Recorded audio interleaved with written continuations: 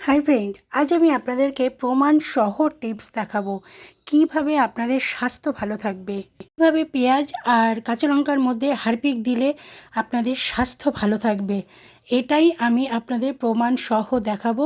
এবং খরচা মাত্র 10 টাকা, 10 টাকাও খরচা হবে না। দেখুন কিভাবে আমি এটা করছি, আর সবটাই কিন্তু আমি প্রমাণ সহ দেখিয়ে দেবো। শুধু টিপস দিলেই হলো না, টিপসগুলো যাতে ঠিকঠাক হয়, আপনারা লাভবান হন, সেটাই কিন্তু আমার দেখা কর্তব্য। তাই সেইভাবেই আমি টিপসগুলো আপনাদেরকে দিই।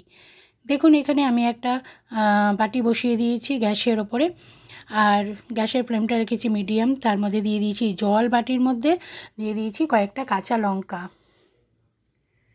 আর এর মধ্যে দিয়ে দিলাম কয়েকটা পেঁয়াজ আর পেঁয়াজের টুকরো, মানে পেঁয়াজের খোসা আর পেঁয়াজের টুকরো দিয়ে দিলাম। আপনারা আরও বেশি দিতে পারেন।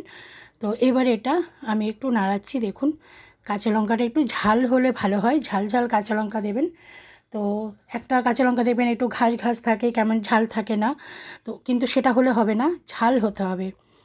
আর পেঁয়াজ আর পেঁয়াজের খোসা দিতে হবে। এইভাবে দিয়ে বেশ করে ফোটাবেন। দেখবেন যে পেঁয়াজের জলটা, মানে এই যে জলটা ফোটানো, এটা কিন্তু লাল হয়ে যাবে একদম। আপনারা নিজেরাই দেখুন। আর জলটা কিন্তু প্রচণ্ডভাবে ঝাল হবে, যেহেতু আপনারা লঙ্কাটা সেদ্ধ করেছেন। আর আমি সবসময় বলবো ঝাল লঙ্কা নেবেন। এটা দিয়ে দারুণ একটা মানে সুন্দর জিনিস আমি বানাতে চলেছি, যেটা আপনাদের দৈনন্দিন জীবনে আপনাদের কাজে লাগবে। আর যে টিপসটা আমি দিচ্ছি সেটা কিন্তু আপনাদের ভীষণই ভালো লাগবে, আপনাদের স্বাস্থ্যসম্মত টিপস, স্বাস্থ্য ভালো থাকবে। আর সেই জন্যেই আমি টিপসটা দিচ্ছি। কারণটা বলছি, একটু ওয়েট করুন। কারণটা বলছি কী কাজে লাগাবেন এটা। দেখুন জলটা কিন্তু ফোটানো হয়ে গেছে, এবার আমি এটা ছেঁকে নিচ্ছি। দেখুন জলটা আমি ছেঁকে নিচ্ছি। এই জলটা কিন্তু একদম একটুও ফেলবেন না, যতটা পারবেন ততটাই কিন্তু নিয়ে নেবেন। দেখুন, আর এই যে লঙ্কাগুলো দেখছেন, লঙ্কাগুলো ফেলবেন না, লঙ্কাগুলো আপনারা পেস্ট করে নেবেন, তাহলে রান্নার কাজে ব্যবহার করতে পারবেন। কারণ লঙ্কাগুলো ফেলার দরকার নেই, কারণ লঙ্কাগুলো দেখুন সেদ্ধ হয়ে গেছে। এগুলো চাউমিন বা কোনো কিছুতে কিন্তু অবশ্যই দিতে পারেন। তো আমার কাজে লাগবে আজ হচ্ছে এই জলটা, এই জলটাই আমার কাজে লাগবে। দেখুন কি কাজে লাগবে সেটাই আপনাদেরকে বলছি। আপনাদেরকে অনেক অনেক থ্যাঙ্কস যে আপনারা আমার ভিডিওগুলো দেখছেন, রেসপন্স করছেন, ভালো ভালো কমেন্টস করছেন। আর যারা নতুন বন্ধু আছেন অবশ্যই একটা সাবস্ক্রাইব করে দেবেন, আর লাইক শেয়ার করতে একদম ভুলবেন না প্লিজ। তো দেখুন এবারে এই জলটা আমি নিয়ে নিলাম। এবার জলটার মধ্যে কী কী মেশাচ্ছি সেটাই আপনারা দেখতে থাকুন। একদম কোনো খরচা নেই, মাত্র 10 টাকার মধ্যে এই খরচাটা হয়ে যাবে। দেখুন এটা হচ্ছে একটা ফিনাইল ফ্লোর ক্লিনার, তো যে কোনো ফিনাইল আপনারা নিতে পারেন। তো এই জলটার মধ্যে দিয়ে দেবেন ওই 1-2 চামচ মতো ফিনাইল। তো আমি এখানে ফিনাইলটা দিয়ে দিলাম, দেখতেই পাচ্ছেন। তো এবার একটু এটা নাড়িয়ে নেব। পেঁয়াজ লঙ্কা জলটার মধ্যে বেশ ভালো করে নাড়িয়ে নিচ্ছি।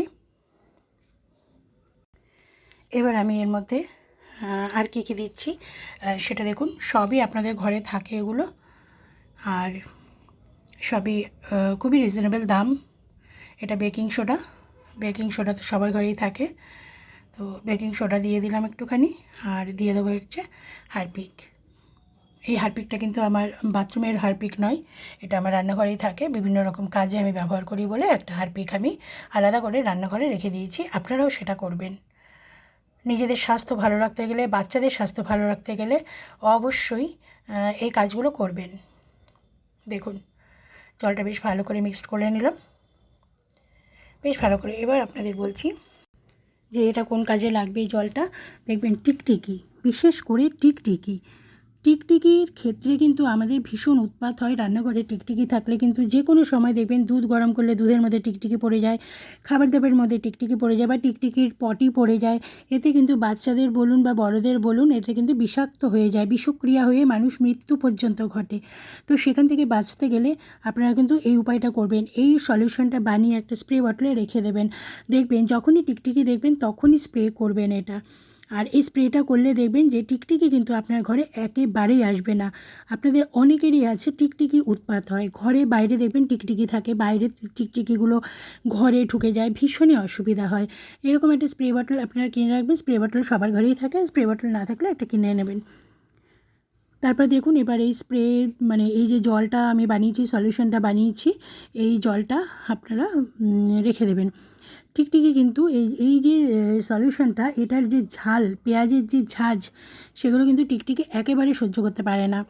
যেখানে যেখানে আপনারা দেখবেন সেখানে সেখানে স্প্রে করবেন, এবং রাত্রেবেলা যখন রান্না হয়ে যাবে, বিশেষ করে রান্নাঘরে কিন্তু সব কটা ওয়ালে ওপর দিকে এই স্প্রেটা করবেন।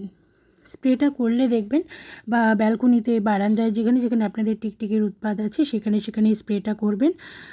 তাহলে দেখবেন টিকটিকির গন্ধে কিন্তু আর ঝাঁঝে টিকটিকি একদমই আসবে না। এটা কিন্তু দারুণ একটা টিপস, আর প্রমাণসহ এই জন্যই বললাম যে এটা দিলে পরে টিকটিকি আসবে না, আপনাদের খাবার দাবারও বিষাক্ত হবে না, খাবার দাবার বিষক্রিয়া হওয়ারও ভয় থাকবে না। বিশেষ করে বাচ্চাদের ক্ষেত্রে খুবই ভয় লাগে, বড়দের ক্ষেত্রেও তাই। টিকটিকি এমনই জিনিস যে বাচ্চা বড় সবার ক্ষেত্রে বিষক্রিয়া হতে পারে। তো আপনাদের এই টিপসটা কেমন লাগলো দেখুন, এখানে স্প্রে করে আমি একটু দেখালাম, এরমভাবে একটু স্প্রে করে মুছে নেবেন, দেখবেন যে টিকটিকি একদম ধারে কাছেও আসবে না। তো আপনাদের এই টিপসটা কেমন লাগলো আপনারা কিন্তু অবশ্যই জানাবেন। ভালো লাগলে লাইক, শেয়ার আর কমেন্ট করতে ভুলবেন না। প্লিজ একটা শেয়ার করে দেবেন, একটা শেয়ার আমাদের কাছে অনেক বড় কথা। আর যারা নতুন বন্ধু তারা সাবস্ক্রাইব করে দেবেন। এখনকার মতো আসছি।